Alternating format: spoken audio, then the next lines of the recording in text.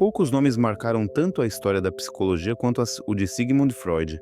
Conhecido como o pai da psicanálise, ele revolucionou a forma como entendemos os comportamentos, os desejos e até mesmo os conflitos internos.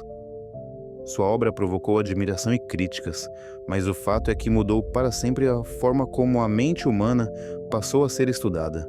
Neste vídeo, nos iremos ver as principais teorias propostas por Freud, sendo elas o conceito do inconscientemente, a análise dos sonhos, a teoria do id, ego e superego, desenvolvimento humano e o complexo de Édipo.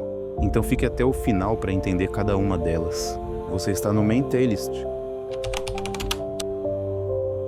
Freud nasceu em 1856, na atual República Tcheca, em uma época em que transtornos como histeria, ansiedade e depressão eram vistos como sinais de fraqueza ou até possessão espiritual. Foi nesse cenário que ele começou a se propor uma ideia ousada.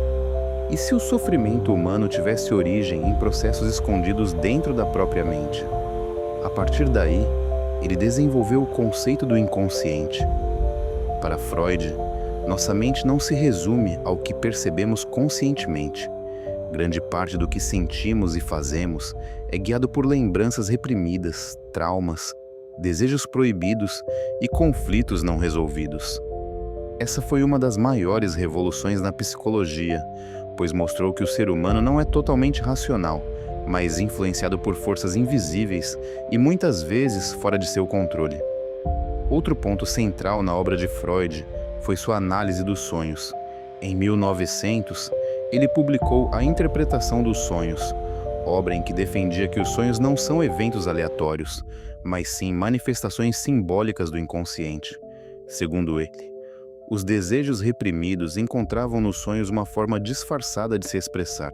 Essa visão transformou o modo de interpretar a vida psíquica, dando à atividade onírica um papel fundamental no entendimento dos processos mentais. Freud também propôs uma nova forma de compreender a estrutura da mente humana, dividindo-a em três instâncias: o id, o ego e o superego.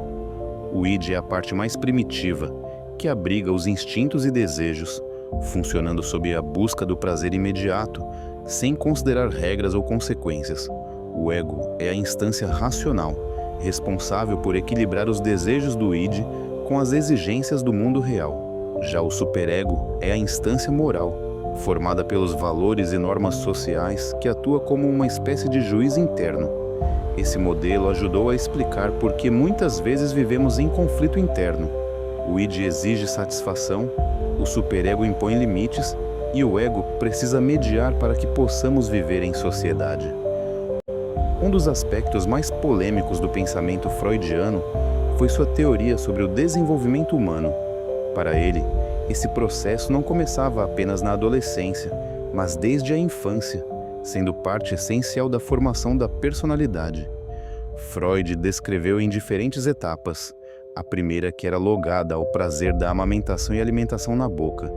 A segunda é o aprendizado definido, quando você tinha mais autocontrole do seu corpo.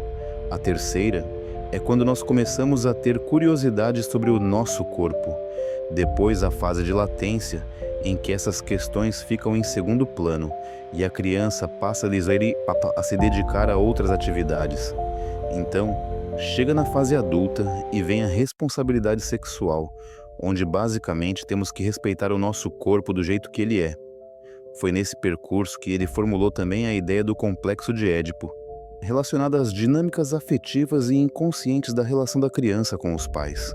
Essa teoria causou um grande impacto na sociedade conservadora da época e ainda gera debates, mas mostra como Freud buscava compreender o ser humano de forma integral, desde os primeiros anos de vida até a maturidade.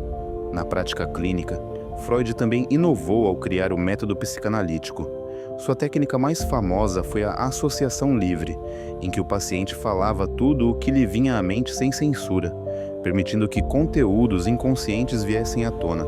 Outro recurso importante foi a análise da transferência, quando os sentimentos e emoções do paciente em relação a pessoas significativas do passado eram projetados no terapeuta. Essas técnicas inauguraram uma nova forma de tratamento, baseada na escuta, na interpretação e no mergulho na subjetividade. Freud provocou, questionou e quebrou tabus. Muitas de suas ideias foram revistas ou rejeitadas pela psicologia moderna, mas seu impacto é inegável. Ele mostrou que somos seres complexos, movidos por desejos que muitas vezes desconhecemos, e que compreender a mente exige olhar além do que está na superfície. Agora eu te pergunto, Freud realmente foi um visionário que teve coragem de falar do que ninguém ousava, ou exagerou ao colocar a sexualidade e o inconsciente como centro da vida humana?